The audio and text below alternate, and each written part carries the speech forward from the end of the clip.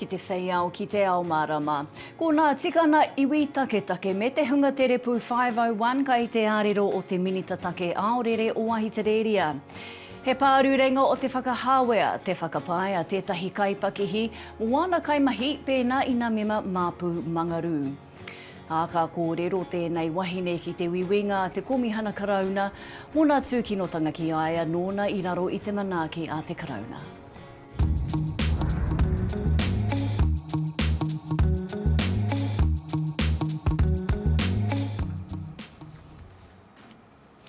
Kei nā mauna whakateitei o te motu whānui, rarau mai ki Te Ao Mārama. No te rā nei, tau atu ai te Minita Take Aorere o Ahitereiria ki Aotearoa.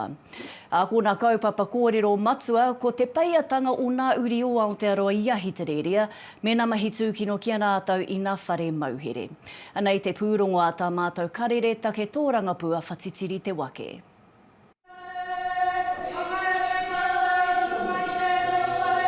E toru wiki noi ho te roa o tana mahi hou, a kua kai kapua mai ia ki Aotearoa. Ko te Minita Take Aorere o Ahitereiria, a penny wang tēnā, e kotahi atuana ki ngā take o te wā.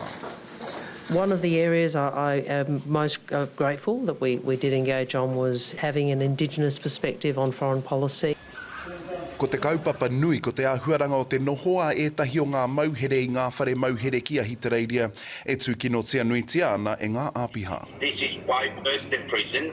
Will your government be the one to bring an end to the alleged ill treatment of deportees or detainees and the wider issue of 501 deportees?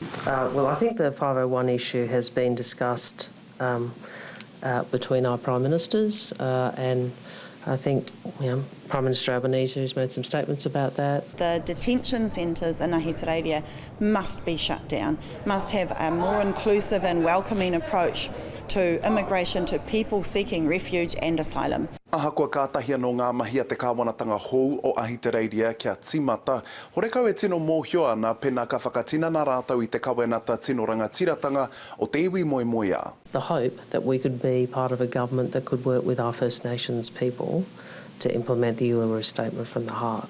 Me he mea ka puia te whakaro kei roto I Ahitereiria me te minita nei ki te tiakinga manoko o ngā tangata whenua o Aotearoa, te tiro mai, kei a mātou e te hio ngā tauira. Kua tereputa Minita Wang ki ngā moka o te moana nui, kua tātāhia ana nāia mahuta e te āpiti hana mo tōna korenga I nei whenua.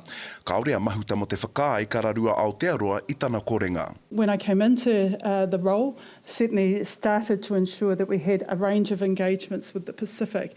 As borders open, I've indicated that I will go to the Pacific. Ka haere tonu ngā kōrero take aorere, hei te wiki tonu nei puta atua a Minita mahuta ki Rwanda, ki te hui mo ngā hoa whenua o te Karauna. Whatitiri te wake, Te Ao Mārama. He tatau paunamu kua ea I waina killer bees me nā tribesmen. Mō nā wiki e toru I ki te ake he ahi witi, he tukinga waka, he puhi tangata I tāmaki makaurau. I tū ai nā hui mauri tau I nā rā tata nei. Ko tētahi o nā ture here o tēnei tatūtanga, e kore a hei nā killer bees te mai warātau tohu ki ōtara I tāmaki ki te tonga, he wāhi I whakakāinga ai nā kenge I rua nei. Ko te hua, ka ārea no kia kite I tētahi māpu I tēnei wiki. He pakihi hanganga Māori a Ormsby ki Kirikiriroa e nanai ore ana ki te whakaea I nā tūmanako o āna kaimahi. I nāia nei kai te tautinei rātau I ētahi o āna kaimahi, ko ētahi he mema kenge me te ki he pārurenga rātau katoa o te whakahāwea. Kai a tāmati tiana na te roa nātu. E whakawātea hia ana te papa kia takotora te tomakanga, kia mākona ai ngā hia o te kiritaki. E oe ko te ao wanga nui a te kamupene hanga nei, ko ngā kupu whakaweti I mōnene hetia ai tō rātau mana. Pretty much threatening to close our business down because of the individuals we have working for us. So it has been pretty, not a nice message to wake up to in the morning. But yeah, like I say, it's pretty bad, very discriminative. He ai kia Ormsby he takahitanga he whakaiti. Kua whiua rātau ki te kupu whakatumatuma Ko te whakapae a Ormsby, he whārangi hori ki pukamata, e ki ana nā te āpiha pihi mana, e mea ana ka aukatia te pakihi. If you ask me, pointing out certain individuals that work for us, and the boys, they come to work, they put a hard day's work in. So yeah, it is pretty bad. Just sort of shows that there are people with that mindset out there that think because some certain people have a past or whatnot that they deserve to stay down in the slums, which I don't agree with at all. Toko iti noa te hunga kaimahi e whai wāhi ana ki ngā māpu mangarū. I think everyone deserves a second chance. So that's what we're all about over here. We just, if people want to work and they show us that they're keen to work and put in good work ethics, we're willing to help them. We're willing to uplift anyone in that area, and it doesn't have to be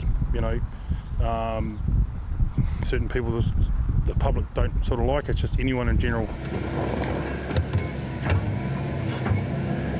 By creating an enjoyable culture that we have here, I think it plays a main part. And yeah, like I say, I've always wanted to have a business where, it's attractive, where people want to come to work.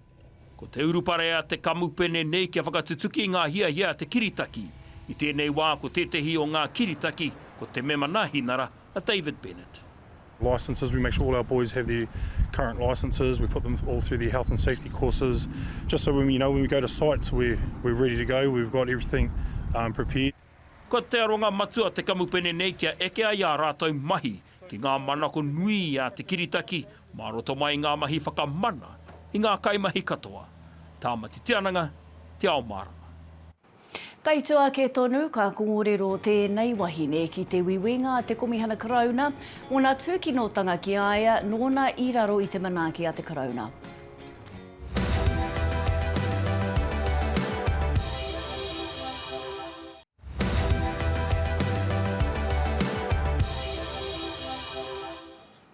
Nau mai anō.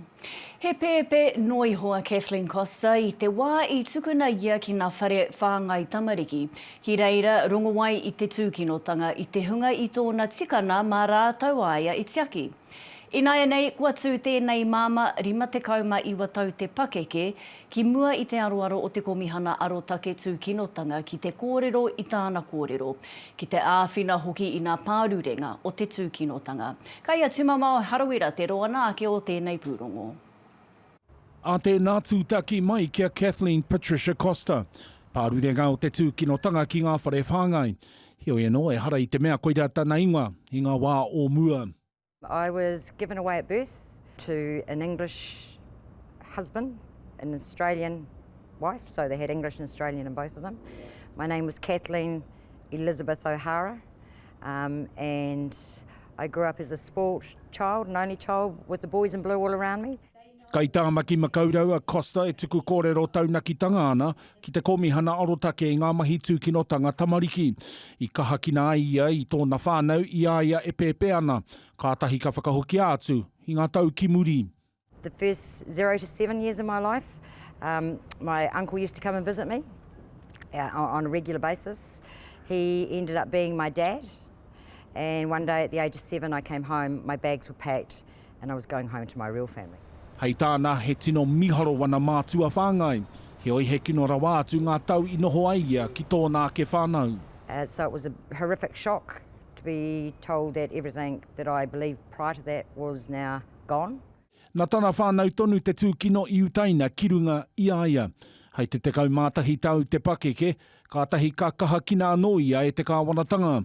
Engari nōna e tupu whare whāngai ana i te wai pounamu, ka rongo ia i te kaikiri. Coming from the South Island, it was drummed into me that if you were Māori, you were going to do what had happened to me, that you weren't worthy of anything, and that you were a ward of the state, you were just one of those scum kids. Ka whakakapi te whakawākanga te komihana i tēnei wiki, nā kua tono a Costa kia noho hei kai kōrero mō ngā pārurenga. Hei tāna he nui ngā take o te pūnaha tiaki tamariki a te kāwanatanga.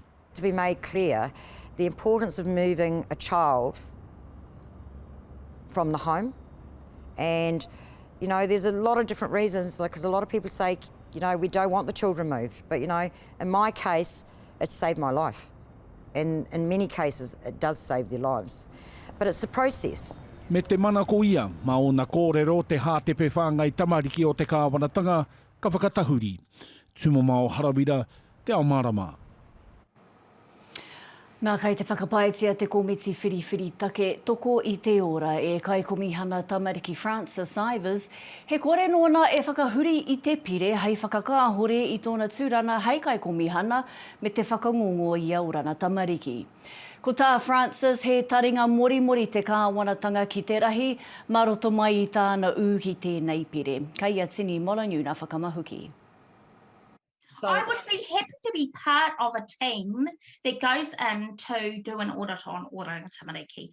He pire hei whakakāhore I te tūranga kai Komihana tamariki, ka tuapuhia ki te puari, ko te iro o ōranga tamariki ka wehea, ki te kai tirotiro motuhake, me te kai tiaki mana tangata. Wait until the final report is out, because those who have spoken at the Royal Abuse Inquiry have been exceptionally brave, and not only that, they've had to relive that mamai. Koenei te āhua manaaki a te kāwanatanga. To take someone off their mother, as bad as my home situation was, is like taking a kid's heart and throwing it out of a car window and letting trucks drive over it. Hei tā te kai Komihana, e hara nōna na hinei noa, tēnei kaupapa. And when I look over various documents, it not only has there not been consultation with Māori, and especially in the way that we would expect consultation to happen on such an important issue affecting our mokopuna, but the wealth of information and reports like Te Puao Te Atatu, he pāharakeke from the Waitangi Tribunal, and the first report from the Royal Commission. I nā te waimaria ki te pūtea, e naria nō te mana motuhake. It's good that it's being resourced properly. I absolutely tautoko that. But the fact is that the Independent Children's Monitor is not independent. It's a government agency, whereas the Children's Commissioner is an independent Crown entity who can speak out as a voice for mokopuna and their whānau. Hoi anō ko te waimaria mo te neke atu I te ono mano tamariki, kei raro I nā manaakitanga a te kāwanatanga.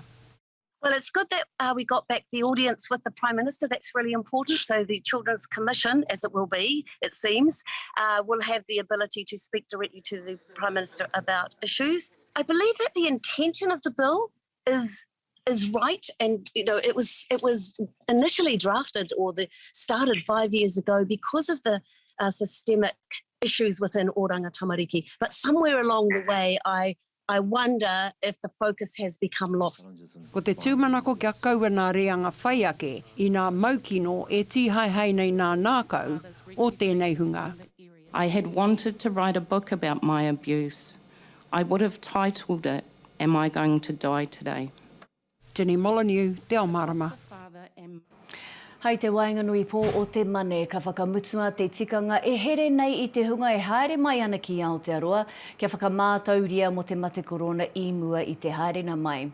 Nā te Minita Take mate korona, nā tākuta e Shavero o te whakatau nei me te ki ake, I whakaritea kia whakamutua tēnei tikana hei te paunga o hōngongoe, engari te kitenā atu, kai te kaha te hekena o nā tūroro mate korona, e kuhu mai ana nōna puaretanga mai anō o nā tatau o Aotearoa, kai te mai a te kāwanatanga, kua tae ki te wā, hei hiki I tēnei herenga. We've been announcing a staged reopening of our border since February. During that time, 400,000 people, almost 400,000 people, have returned into New Zealand. We have a high rate of those people undertaking rapid antigen tests when they arrive, and we know they have a very low positivity rate. So this change is a safe change that we're now ready to make and welcome back more travellers to New Zealand. He pūrongo hou nā etahi kairanga hou o te whare wānanga o tākau e mea ana me tino aro te kāwanatanga ki ngā whare whakatipuranga maha. Pēnei te papakainga kia te tuki ai nā whainga mo te whakarahi nā whare e whakatūri ana mo te whakaheke hoki I te tuku waro. He whakatauna kaupapa here mo te whare me te whakawhanake taone I puta I te kāwanatanga I te rātau, mo te kore o ngā whare utu, te pikinga o ngā utu o te whenua, nā pēhanga ki ngā kaupapa hanganga, te toko I te haere o ngā whenua me te whakatutuki I ngā whaenga kore utu. E whakapono ana a James Burgeon o te kura ruri o te whare wānanga o tākau, he nui ngā ara e tirohia ana hei rongoa. Increasingly, we're trying to think about how we can coexist and co-design better housing that is a shift away from things like suburban sprawl, lots of elements of papakainga and the holistic nature where you might be able to combine work from home and living and social elements to that too. Ko te whakataetae mo te hōnore nui te whai ana kapa ki orahi matua o ngā kura tuarua I te whare kura o rā kaumanga I rāhui pōkeka I te rānei. I hua ake hoki I te whakataetae te karanga, kia rahi ake ngā pūtea tautoko a te kāwanatanga ki tēnei tākaro taketake. Whai muri I te tekau mārua tau, ka hore tonu ana he pūtea tautoko nā te kāwanatanga. Karakau he pūtea I tākoha mai e te kāwana kia tātou. E ai kia rātou me tākoha atu kia New Zealand sport, engari hara tēnei I te sport. Ko tēnei mea he tikanga mai rāna. Rua tekau mā whakapa I rehita mō te whakataetae āmotu ki o rahi kura tuarua. Neke atu I te kotahi rau tāra mō ia tauira kia uru mai mēnā karekau ana he pūtea tautoko nā te whānau me ngā rōpū tautoko. Āhua ri te tonu ki te kapahaka, kāre rātou I te tuku te pūtea ki te matatini, kāre rātou I te tuku te pūtea ki ngā kaupapa Māori nei. Engari rā, ki mai a rāwiri waititi tukua mai ngā pūtea e tika ana me tukua tiki a tātou. Nā te aha, hei oranga mō mātou tamariki. Whakai marika ana hei ki tērā. Nā te mea e kaha ki te ana koe I te kāwanatanga e tautoko ana I ngā kaipapa pera I te whetuporo, I te tonu ki te ballet, gymnastics, aha atu. Tautoko marika ki era whakaru I te mea. Ko te hiahia o mātou, kia puawai tēnei kēmu te kiorahi.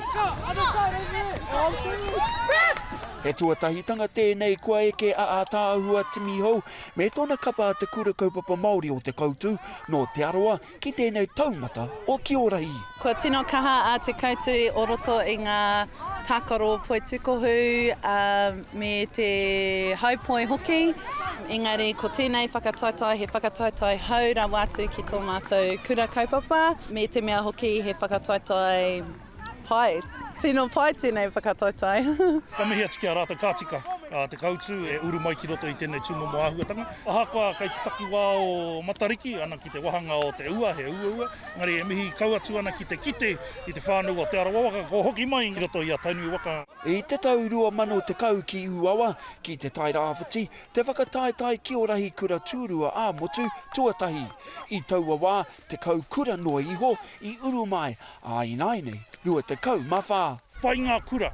Engari, me kaua I tetehi kaupapa mō ngā pakeke, ki runga I te whakaaro I te waka o tinga tamariki I te tākoro ki te kura, ka hā rātou a muri mai. Koera te whainga matua mā tātou e kukiri nei tēnā kaupapa. Hei a pōpō te rā whakamutunga o te whakataetai, a ka mohio ko wai ka hua, ko wai katohu. He roni wai kato, Te Ao Mārama. Kia utonu mai, hei muri I nā whakatairanga. Ko te tokotoru I whakakanohi a whina kupa I te kiriato hou, kātahi ka puta ki te iwi whānui mō tēnei manukura.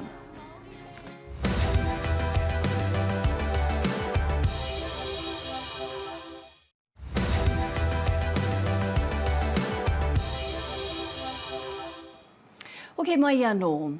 Ko tāna wahine e whakakanohi ana I a kahurangi whina kupa I tētahi kiriata mōna e ora ana, kātahi te whea ko ngā kaukohuki ko tēnei.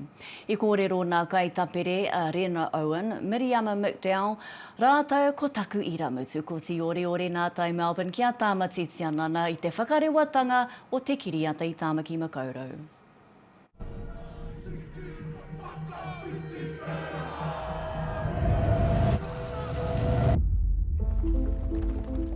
It's epic. Like the woman herself, it's epic. Whina had an epic life.